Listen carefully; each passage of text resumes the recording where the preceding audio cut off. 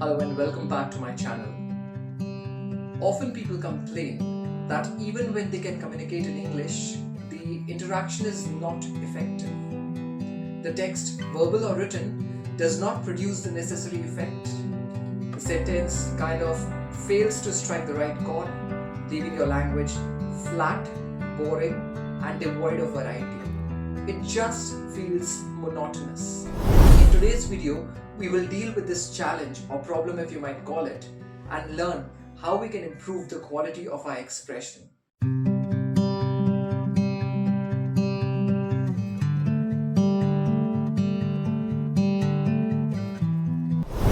As we begin this session on figures of speech, try and understand it this way.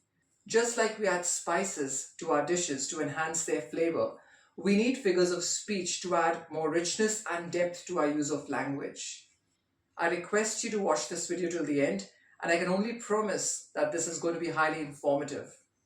So let's first dive into the magical world of similes, those little touches that can make your writing or speaking shine like a jewel. Did you notice something? Let's get started. By definition, a simile is a figure of speech that compares two objects using the words as or like. It's a simple way to paint vivid pictures in the minds of your readers or listeners. For example, his laugh was as loud as Thor's hammer, booming and impossible to miss, or he ran like the wind. These comparisons help us understand something unfamiliar by relating it to something that we already know. Now, similes aren't just pretty phrases, they serve real purposes. They can create imagery, add emotion, and make your writing unique. And similes are not just for books, they are everywhere. For example, the tagline of the famous Old Spice ad, "Smell like a man," makes use of a simile that makes it humorous and memorable. News anchors and presenters too make use of similes. Notice the use of simile by Ms. Palki Sharma to describe the controversy over the recent LA fires. Now, this debate is as hot as the fire itself. Here's another one. Shakespeare loved similes too. In Romeo and Juliet, he stated, "Love pricks like a thorn." Does that sound relatable to you? Pure genius, right? So next time, instead of saying the room was silent, construct an interesting sentence like, "The room was as silent as a graveyard." Ominous, right? But here's the thing. Don't confuse similes with metaphors. A metaphor is a figure of speech where you compare two objects by transferring the qualities of one object to another object. So while using similes, we say A is like B. In case of metaphors, we would say A is B. For example, if I have to say he's brave, I might just end up saying he's a lion, which by implication would mean he's as brave as a lion. So when we say time is a thief, we definitely don't want to say that it's sneaking around stealing. What we mean to say is that it takes away our present moments. Shakespeare's popular metaphor, "all the world's a stage," implies that the world is ever changing, and we all have our unique roles to play depending upon our age, circumstances, and other life situations. So game time. Is it a simile or a metaphor? Type in the comments on a count of 3. Number 1. He's a night owl. Metaphor. Life's a short journey. Metaphor. The music was as soothing as a gentle breeze. Simile. Now, just like similes, metaphors are not limited to books alone.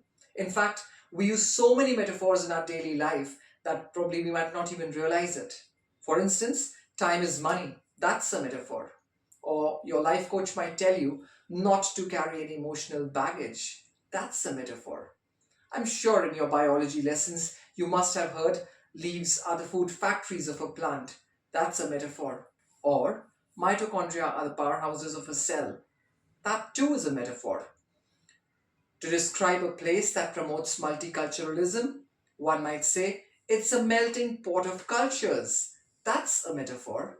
In a corporate context, if someone says he is the manager who can steer the ship in the right direction, it simply means that he has strong leadership qualities, and that there is no ship in its literal sense.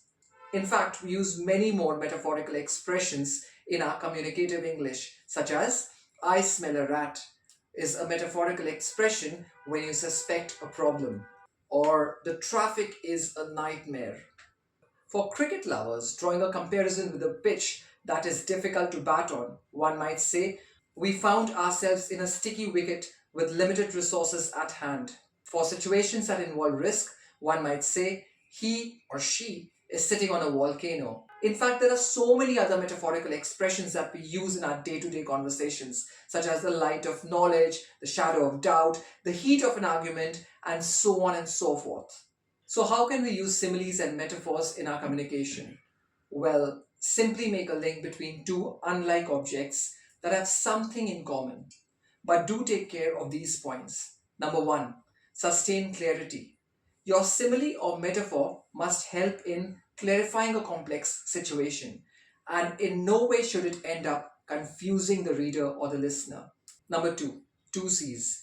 Be concise and creative. Try to make use of an original simile or metaphor and keep it short. Number three, match the tone. Yes, keep in mind the tone of your communication. Remember the sentence I used at the beginning of this video? His laugh was as loud as Thor's hammer. Well, I cannot be using that sentence in formal communication. So it is important for me to know my audience and the purpose of the text. Number four, use them as a pinch of salt. Yes, it simply means don't overload your text with similes and metaphors.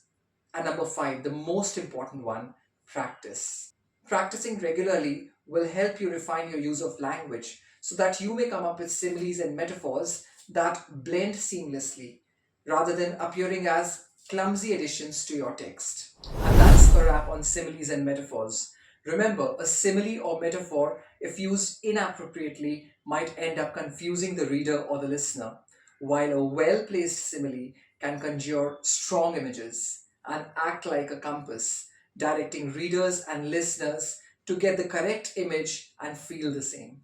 Don't forget to like, share, and subscribe to get more tips on mastering English. Until next time, keep writing, keep reading, and keep comparing. Bye.